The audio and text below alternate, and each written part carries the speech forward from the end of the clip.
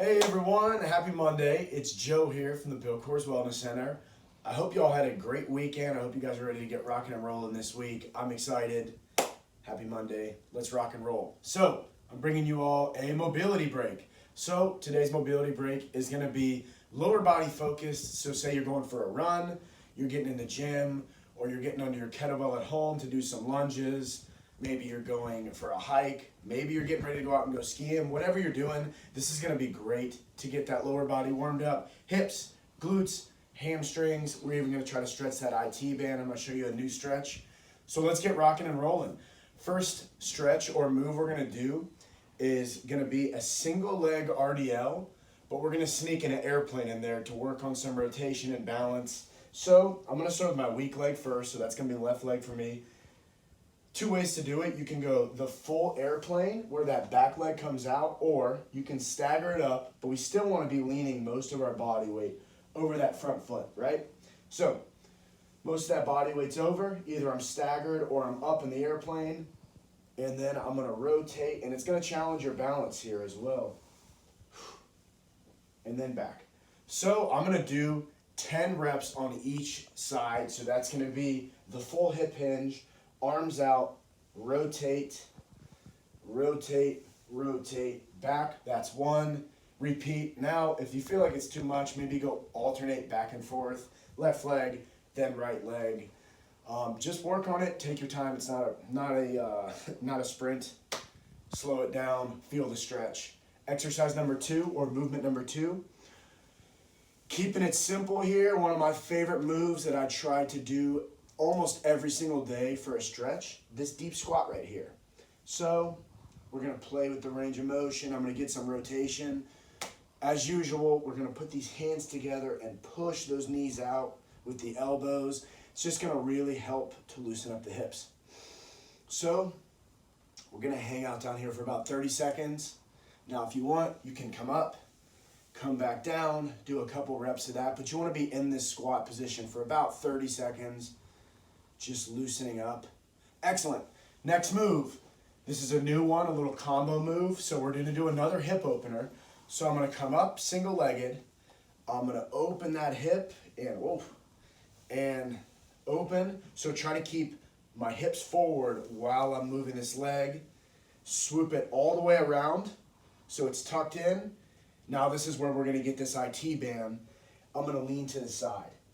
So I'm going to try to lean to that left foot. Hands are reaching. You're going to feel it in different angles of that hamstring. Instead of doing a regular down, when you're at this angle, it's going to hit the hip differently, hit the hamstring differently. So you're going to go 10 each. So obviously do to one side, do to the other. So I'm opening up that hip, coming down, and now I'm reaching for that inside of that foot. You can see my hips are kind of going out to the right while I'm leaning to the left. So 10 and 10. You should really feel pretty good. Those IT bands get pretty tight on a lot of people, especially if you do a lot of lower body movements in general. So great one to loosen up the IT bands. We're going to pop to the floor for a pigeon stretch. This is just a good basic movement or stretch to loosen up the glutes, the hips, all that jazz. Now you can just hang out straight forward, or 30 seconds down here, you can back and forth with these hands, just inching them across, playing with the range of motion and loosening it up. So obviously you do on the right leg as well as the left, same thing. The more parallel this shin is, the more it's going to get your glute. I'm not as mobile, so I've got it back in that little pigeon position. But I'm still going to try to reach across from left to right. You'll notice that in your back as well as the hips. So 30 seconds apiece on each of those. Next, we're going to pop over on our backs. We've got another exercise move here. We're going to do a glute bridge. So glute bridge, I'm not going overextending my hips where I'm bowing my back.